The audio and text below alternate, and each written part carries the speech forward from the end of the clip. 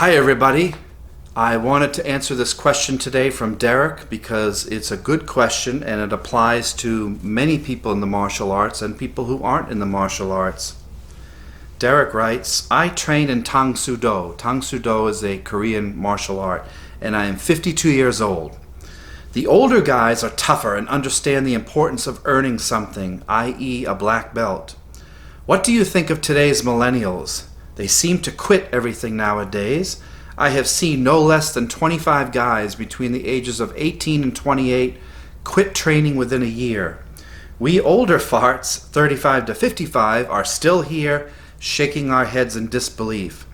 Millennials seem to be very lazy nowadays. What's up with that? Derek, I do not agree with the entire thing that you just stated. Now, it may be true what you said, where you are in your dojo, maybe you had a bunch of people that were younger that did quit. But you can't attribute that to their age, and ageism is something that's very real. It's not smart to blanket statement like that, because what you do is, well, if your goal and your purpose is to help millennials and help people who are younger than us, you need to raise them up instead of just sweep over and blanket statement judge them all. Because what you just did is it's showing me that your mind is closed right here. We have to be careful of this. We can't blanket statement entire groups of people, whether it's their age or the color of their skin or their sexuality or what religion they are. It's very bad to say all of them versus all of us, because what you've done is you have subscribed to tribalism and you've instantly put obstacles up and you're not going to grow and no one's going to get any happier or better. If you really want to communicate and become a better world at large, you can't put up walls like this. You have to actually take them down. So when someone says all the millennials are lazy, I don't agree with that at all. I have a lot of young students in my school, anywhere from ages, let's say 10 to 25, that are very, very, very strong, very ambitious, who are not about to quit, who I would trust my life with. I speak that highly of them. They're highly intelligent, far smarter than I ever was. So I don't agree that all millennials are lazy. I just don't agree with that at all, because I can see proof of the opposite. Now, are there young people that quit? Sure. Are there still going to be people out there that need a dose of whoop butt and a dose of hard discipline? Yes. Every person is individual and they all have individual needs. But if you think about it, Derek, every single generation before us used to complain about the generation after. Isn't that true? You could be in the 1800s and you'd have a grandfather saying, well, you kids have it so good nowadays. We used to go uphill to school in a buggy in snow both ways. And you kids nowadays, you have 2 horses drawing your carriage. We used to have a mule. And you see what I'm talking about. Our generation before us thought we were lazy. We therefore think the next generation is lazy. Everyone's always better than the person before. That's just human nature. And we know, if you really think about it that way, that that's not smart. It makes no sense. To blanket statement entire generations is not going to win any arguments, and it's not going to raise up the generation, which should be our primary focus. Now, I believe that you've had 25 people that were young that quit. A lot of youth nowadays don't know how to stick with things, but not everybody. My gosh. Sure, I've had people this age that I would consider like, wow, you're really a soft person. And you clearly haven't had any male role models in your life, or female, or whoever it might be. You need some tough love here. You need to straighten out because you can't take anything in life. And this world is going to eat you up and spit you out unless I toughen you up a little bit. Yes, there are cases where that will be the case, that we'll have to do that type of style. But in general, millennials are very highly intelligent, very motivated, and I really love what they're bringing to the world. Now, you may ask me, What is my opinion on why so many are quitting? I have some thoughts on that, which I'd be glad to share. They may not be right. Don't take me as an authority figure on anything. Be skeptical of what I say, but from my experience, I can tell you a few things. The students that I have currently and in the past over the last several decades share several common things. A lot of younger students don't have a sense of purpose. They're trying their best, they're getting good grades, they're doing all the right things, but they can't seem to find their place in the world. Therefore, they become very afraid of the real world, and therefore they shut it out and they go into what I call the 2D world, the fantasy-based world. And this has happened to me a little bit over the years, not as much as I'm getting older. Now, what do I mean by 2D versus a 3D world? I mean that when we feel that this 3D world out here, 3D meaning I can touch it, I can smell it, I can feel it, I can interact with it. It's not a screen I'm watching. It's not virtual reality where I'm watching a screen as you are watching this guy in the blue shirt right now speak to you, and you may be feeling a connection or not, but it's not real. I'm not actually in front of you and you're not actually in front of me. We're speaking in a different plane. That's the 2D world. And a lot of millennials and older people like us are finding that it's easier to live in a virtual reality versus the real world. We're afraid of the real world. We don't know what to do. We don't know how to act in it. We are unskilled in it. But we're really good at virtual reality. And what has happened with the technology, because it's so fast, that nowadays we prefer to be on our phone.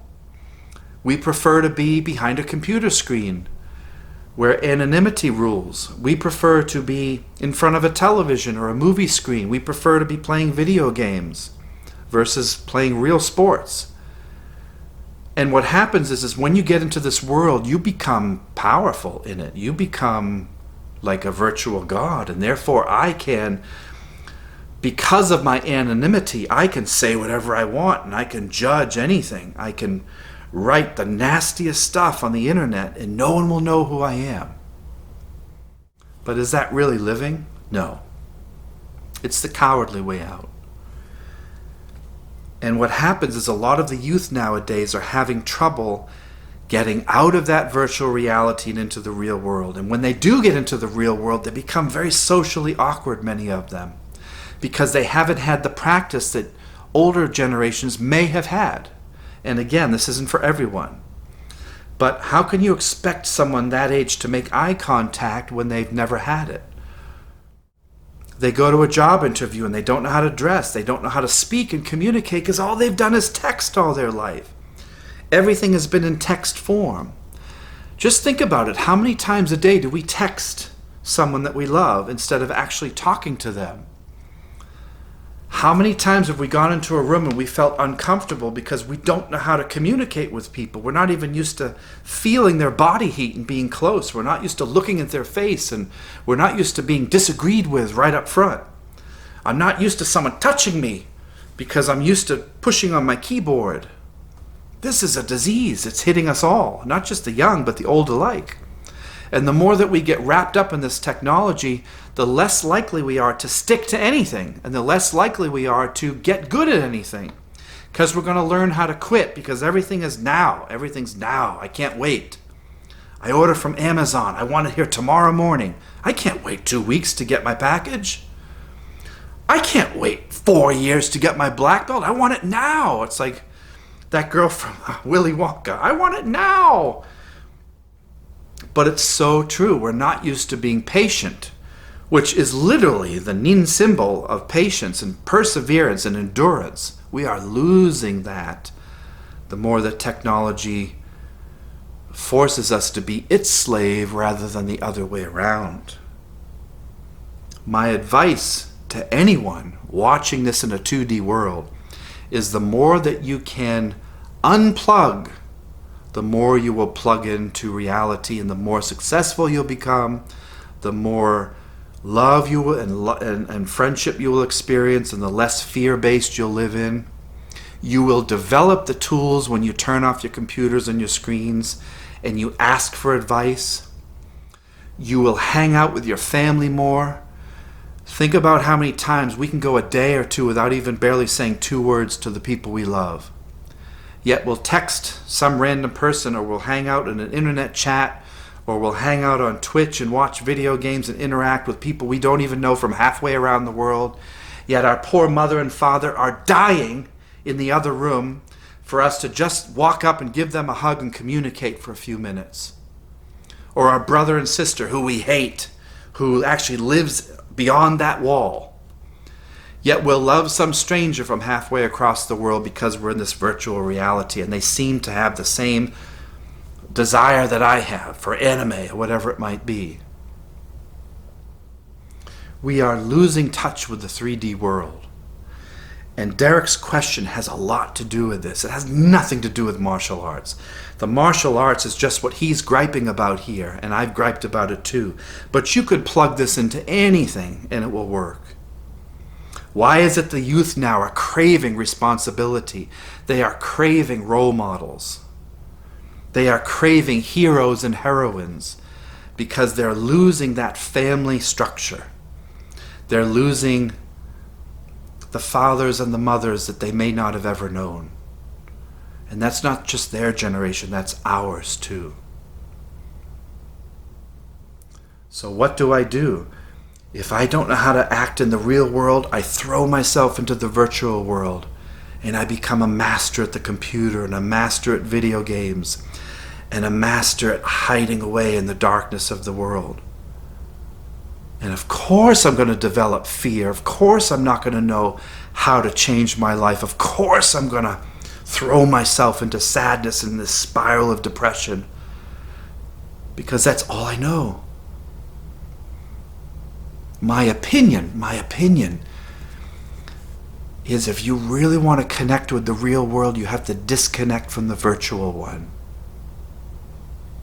And that goes for everybody. Has nothing to do with age or where your background is. The minute that you walk out into nature and you feel that thunderstorm and you feel that rain and you get punched on the mat for the first time and you fall down and you learn how to get up again and you don't dare say the things that you would say on the internet because you're face to face with someone and they know where you live and they know who you are, that's when you become a real man and a real woman. When you can stand up for yourself and your beliefs, and when someone argues with you, you have the ability and the intelligence and the wisdom to see both sides of the argument rather than this tribalism where you just stay on one side and hate the other, and you hate them and what they do, and those people over there versus us over here. That's no way to go through life. That is guaranteed suffering and misery and anger and hatred. The only way to connect is to disconnect from what you're doing here. Now, Derek, you're 52 years old. Great. You have been training in Tang Soo Do for a long time. Good. Keep going. Be a role model to those around you so that the two that don't quit can look up to you, Derek, and say, that's the guy I want to emulate. That's my hero. Derek's the hero.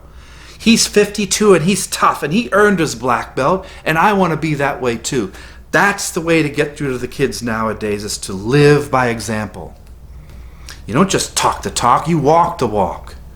So Derek, here is your opportunity as a 52-year-old man to inspire the millennials to be like you rather than just shut them out. Yeah, maybe 25 guys did quit. But there are some that didn't quit, Derek, and those are the ones that are going to be the future teachers of your martial art. Those are going to be the next generation of Sensei. The ones that quit, the hell with them. Let them go. Maybe they'll find their purpose somewhere else. But you, Derek, have an obligation, if you care about this generation, as I do mine, to lift them up rather than push them down. That's an opinion, and I gave it to you, and you may hate it, so go ahead and dislike if you hate it. That's your prerogative. But that's my opinion on this particular question on this particular day. It may change. And that's the only permanent part of life, isn't it? So there we go. That's the answer to that particular question.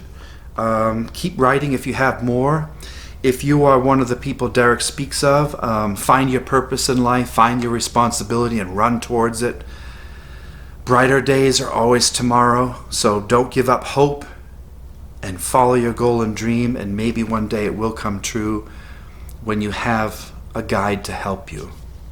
Until next time, have a great day, unplug, and engage with the real world and see the results and what happiness it brings you. We'll see you soon.